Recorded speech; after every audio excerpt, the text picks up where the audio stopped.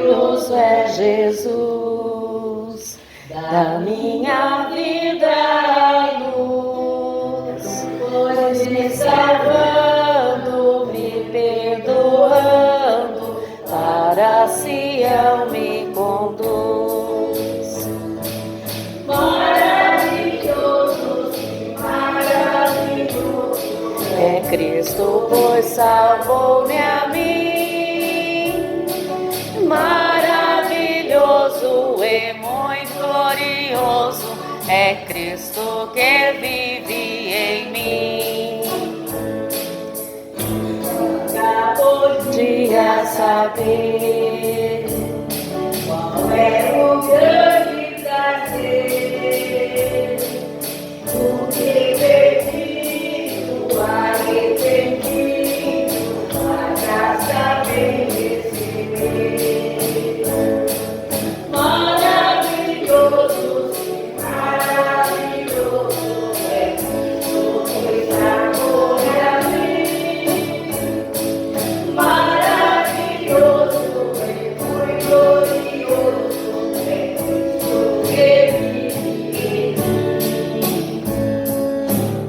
E nas trevas me achou, eternamente me amou. Vida abundante, gozo bastante, tenho por quem me salvou. Maravilhoso, sim, maravilhoso é Cristo, pois salvou-me a mim. Maravilhoso e muito glorioso é Cristo que vive em mim. Cristo é tudo pra mim, também será para ti. Vim caminhando, sempre o louvando, que salvou-me a mim. Maravilhoso, sim, maravilhoso é Cristo, pois salvou-me a mim. Maravilhoso e muito glorioso é Cristo que vive em mim.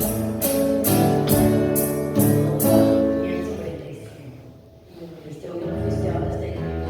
Eu amo a Deus. Seja pecado, eu oro e falo, meu Deus, como Deus é lindo, é maravilhoso. Eu conversei naquele culto lá, um pouco eu fui na garagem, depois veio aquele salãozinho que eles trabalharam ali, alguma coisa fazia ali no lugar. E hoje tem uma igreja lá para honra e glória do nosso Deus. Glória a Deus. Glória ao Senhor Jesus. Isso é maravilhoso. Por isso que Jesus é maravilhoso. Deus Enviou seu Filho amado pra perdoar, pra me salvar. Na cruz morreu.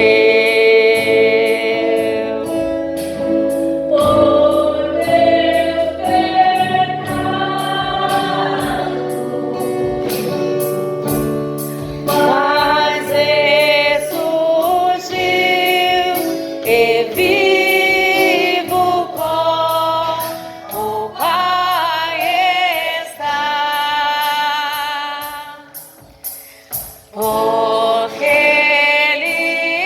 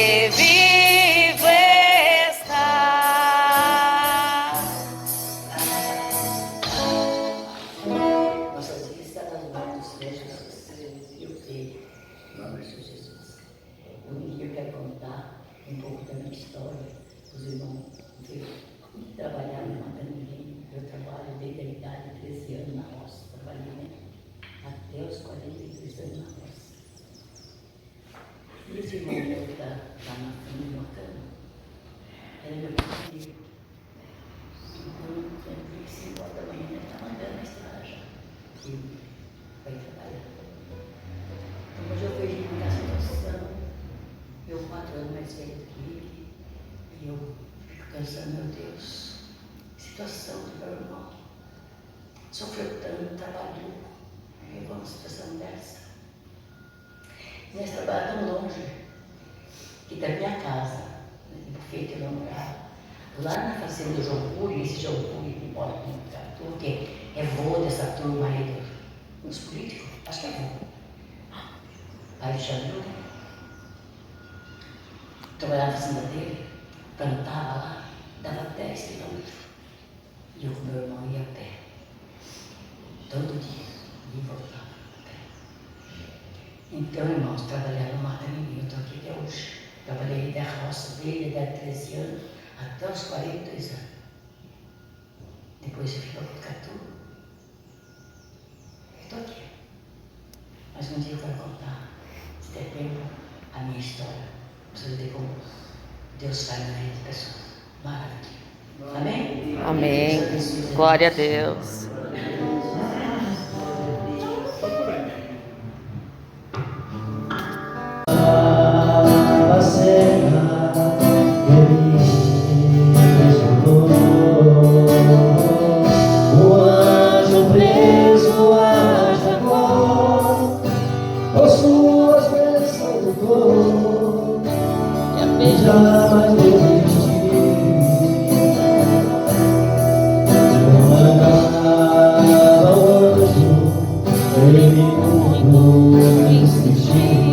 Não sairia dali com sua bênção das mãos, de tanto ele insistir, o anjo lhe tocou, e abençoado ele foi.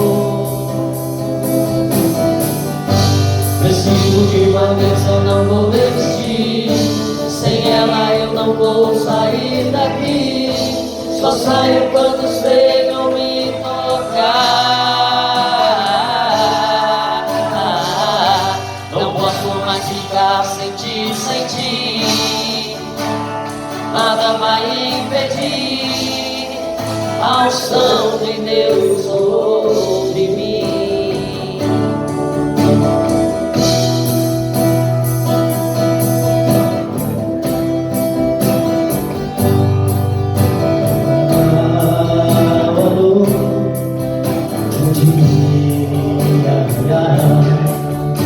Estava cega e me impressionou. Um anjo preso a Jacó, por sua bênção mudou. Já desisti.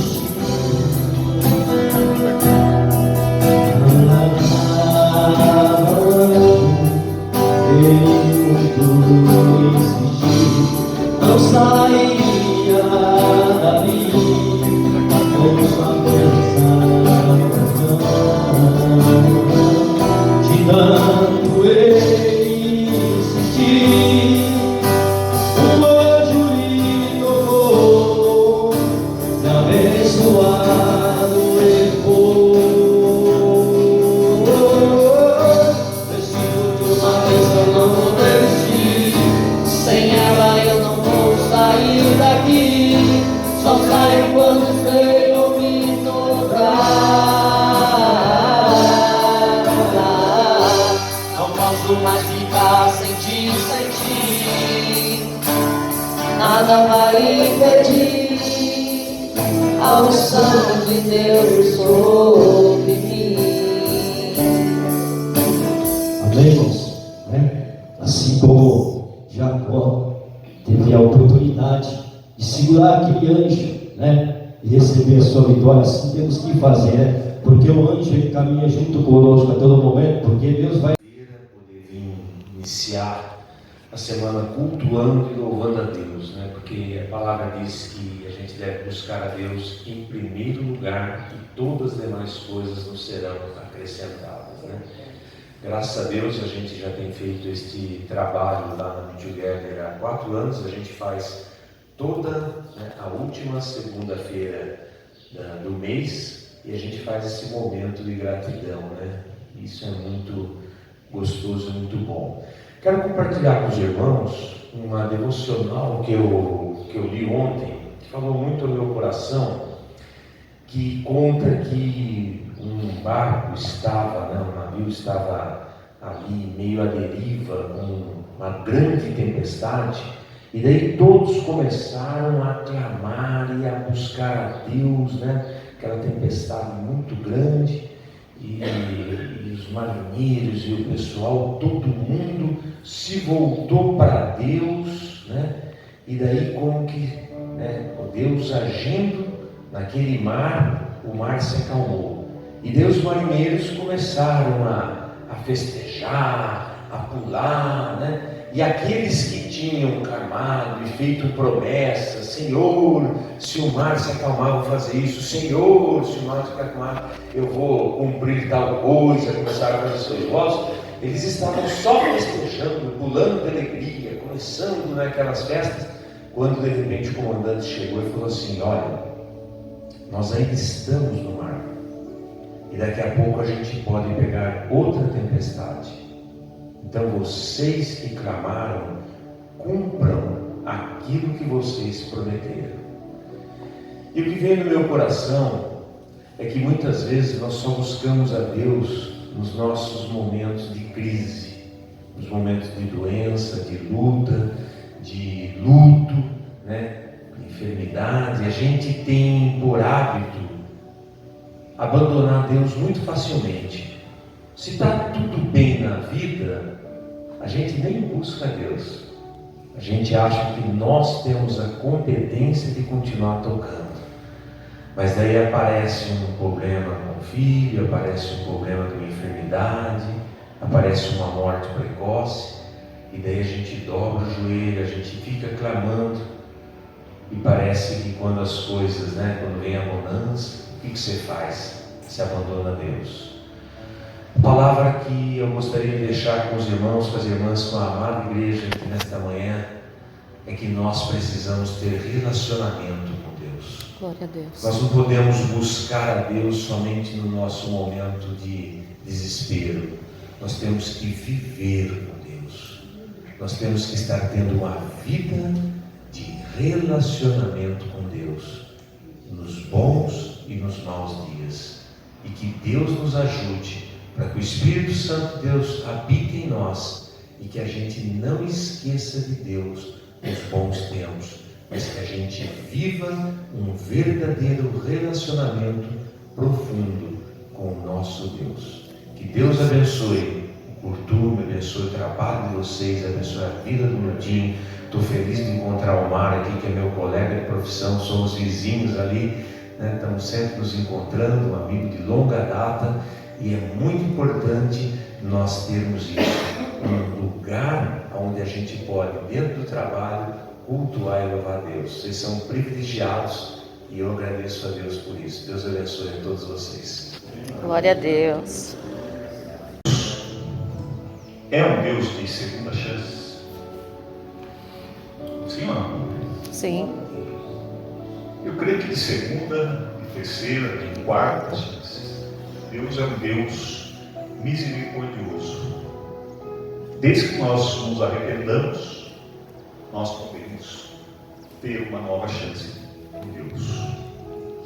E a história diz na Bíblia que existia um profeta chamado Jonas, que recebeu uma ordem do Senhor para pregar contra a cidade de Nínive.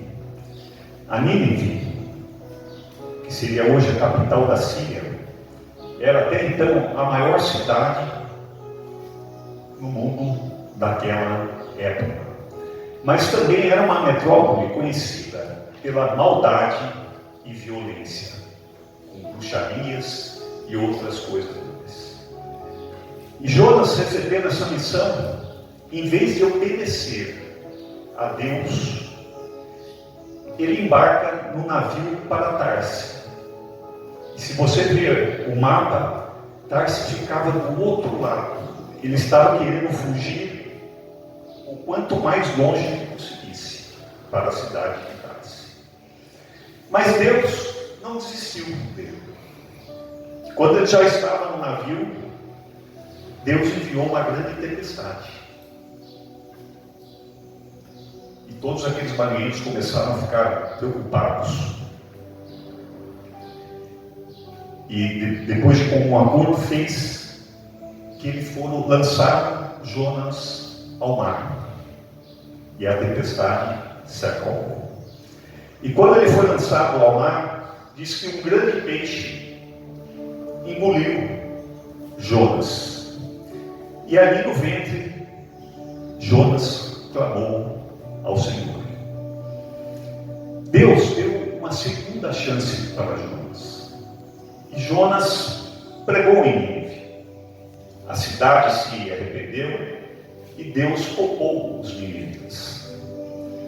Mas, no final ainda, Jonas ainda lutava contra a misericórdia de Deus, mostrando o contraste entre um coração humano e o coração divino.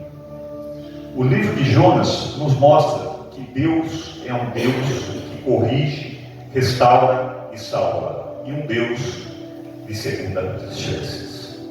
E a palavra de hoje é em Jonas 1, de 1 ao 3, que diz: Veio a palavra do Senhor a Jonas, filho de Amitai, dizendo: Levanta-te e vai à grande cidade de Nínive e clama contra ela, porque a sua malícia subiu até mim. Jonas, porém, se levantou para fugir da presença do Senhor, para Tarsis. Porém, Jonas se levantou para fugir e, descendo a Jope, achou um navio que ia para Tarsis. Pagou a sua passagem e desceu para dentro dele, para ir em Tarsis, para longe da presença de Deus. Jonas recebeu uma ordem clara: vai lá e prega contra a cidade dele. Mas ele escolheu fugir. Preferiu ir na direção oposta para escapar da missão que Deus tinha dito. O que isso nos ensina? Fugir do chamado de Deus é desobedecer o propósito para que nós fomos criados. Quantos de nós estamos fugindo de Deus? Quantos de nós estamos nos afastando de Deus cada dia mais? Não existe lugar onde nós possamos nos esconder, porque Deus é um Deus onipotente, onipresente, Ele vê tudo. A desobediência a Deus traz consequências, não somente para nós, mas aos que estão ao redor também. A sua desobediência traz para a sua família. Se Deus tem falado com você, não fuja. Como disse o Carlos aqui, né? Se achegue mais a Ele. Procure mais a Ele. Porque a obediência sempre vai ser o melhor caminho. A obediência sempre.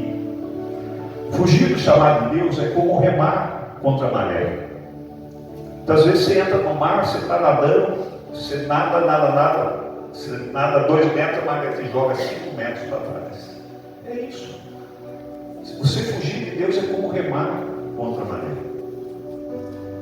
Mas a palavra diz que o Senhor mandou um grande vento e fez uma forte tempestade, e o navio estava a ponto de se quebrar. Ali nós vemos ali que os marinheiros começaram a ficar nervosos com a tempestade, do ponto de dizer a palavra, dizer que o ponto do navio estava para se quebrar. Começaram a conversar: mas por que está acontecendo isso para nós? Por que essa grande tempestade? E descobriram que Jonas estava no porão do navio ali quietinho, porque ele sabia que era ele. E foram conversar com ele, que eram tementes a Deus. E Jonas falou: a tempestade é por minha causa. E disse: levantai-me e lançai-me ao mar, e o mar vos aquietará. Porque eu sei que por causa da minha iniquidade vos sobreveio essa grande tempestade. E foi o que aconteceu. jogaram Jonas no mar e a tempestade se acalmou. E ali um grande peixe tragou Jonas para dentro do seu ventre. E durante 3 dias e 3 noites, Jonas esteve na barriga do peixe. Jonas foi disciplinado, mas não destruído. Dentro do ventre, ele teve tempo para refletir, para pensar no que tinha feito e também se arrepender. Ali foi um lugar de restauração na vida de Jonas. A disciplina de Deus não é para a nossa morte, mas para a nossa transformação. Se nós aceitarmos a disciplina, nós seremos transformados. Às vezes Deus nos coloca num momento de solidão, de deserto, para que a presença dele sobressaia sobre as nossas vidas. Estar no ventre do peixe pode ser doloroso, mas também é um lugar de recomeço. Aceite a correção de Deus. Abra seu coração. Fala, eu errei, eu pequei, eu quero voltar. Que às vezes pode parecer na prisão, na verdade está sendo um lugar para você iniciar um novo tempo na sua vida, se tu arrependeres. O ventre do peixe foi como estar numa sala de aula escura, apertada, mas ali Jonas aprendeu a maior lição da sua vida, que foi obedecer a Deus. E naquele desespero do peixe, já 3 dias, já 3 noites, Jonas fez o que todos nós devemos fazer. Jonas orou ao Senhor. Ele clamou ao Senhor. E diz, do ventre, orou ao Senhor.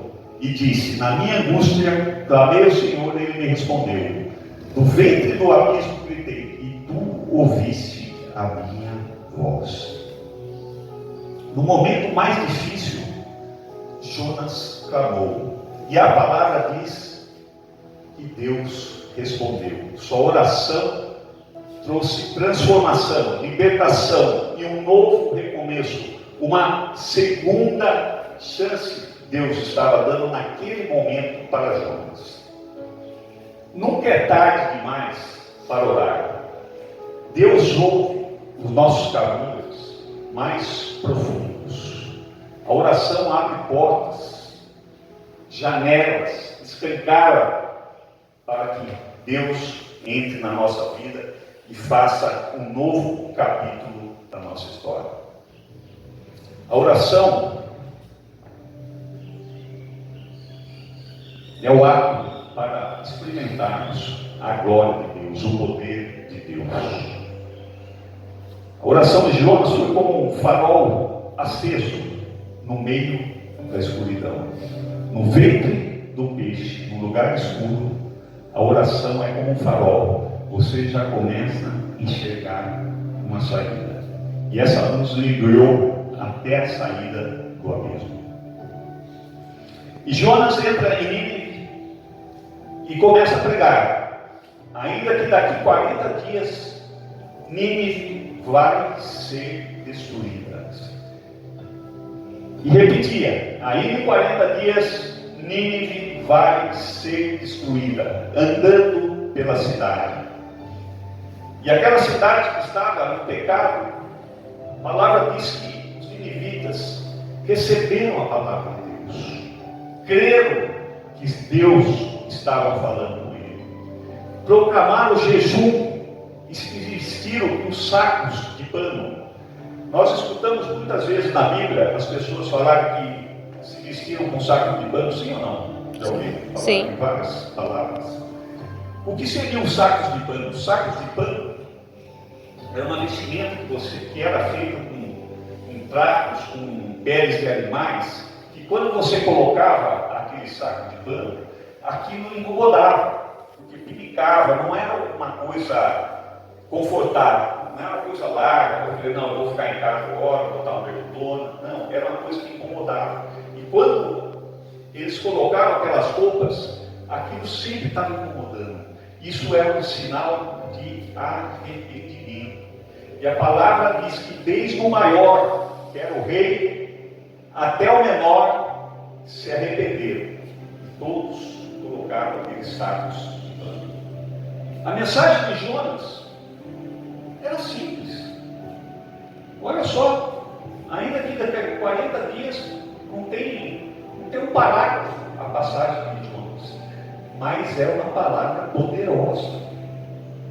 Porque a palavra de Deus pode ser uma linha ou pode ser duas. A palavra de Deus é poderosa. E Nínive respondeu com arrependimento genuíno, dentro do coração, do maior ao menor. E aí Deus nos ensina que a palavra dele pode transformar até os corações mais endurecidos. Quantos no começo falaram, imagine, se eu vou na igreja, imagine. Mas no momento que a palavra entra no teu coração, você pode ter certeza que sua vida já começa a mudar. Já começa a mudar. E o arrependimento abre portas para o perdão, para ser perdoado. Quando o povo se humilha, Deus responde com misericórdia. Misericórdia. A cidade de Nínive era como uma terra seca, mas uma única gota da palavra de Deus foi suficiente para botar arrependimento em toda a cidade. E depois que o povo se arrependeu, Deus perdoou. Ele mudou de ideia.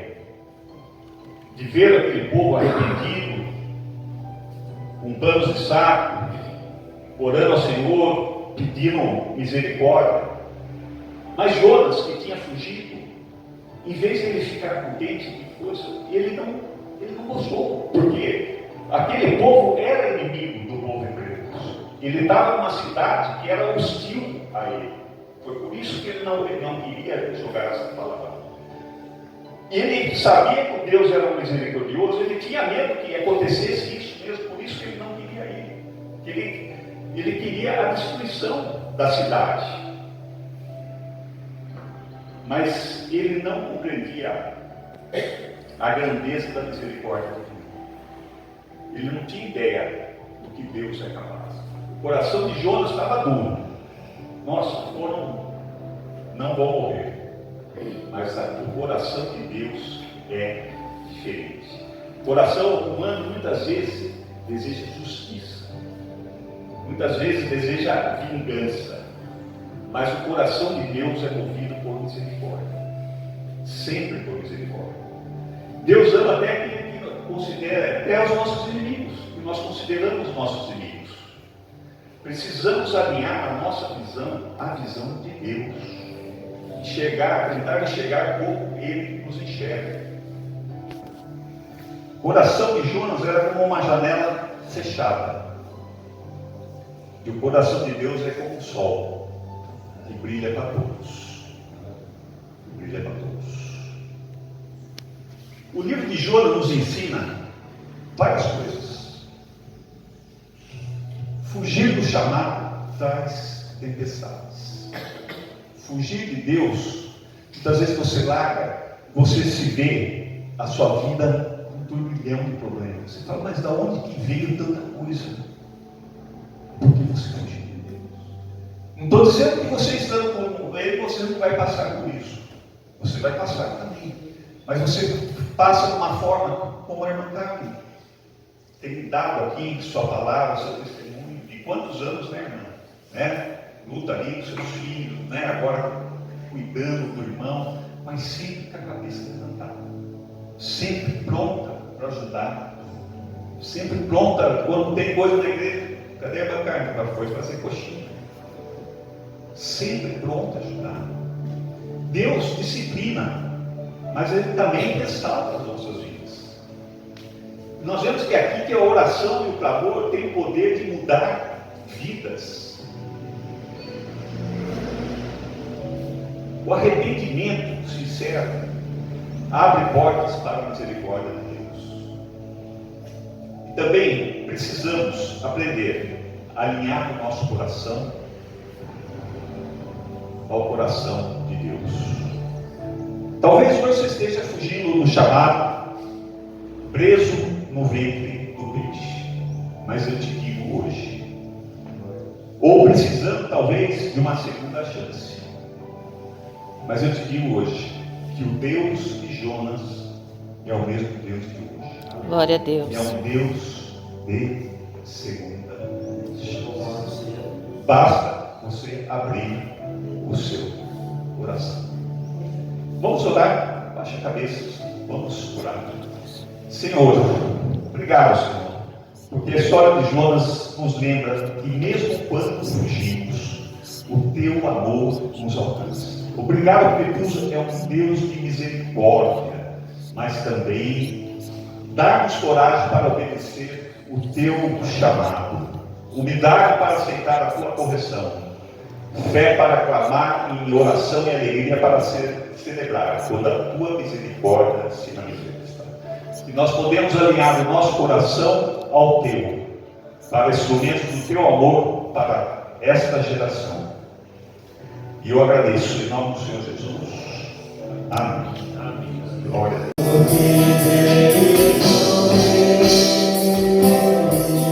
Para Ele são todas as coisas.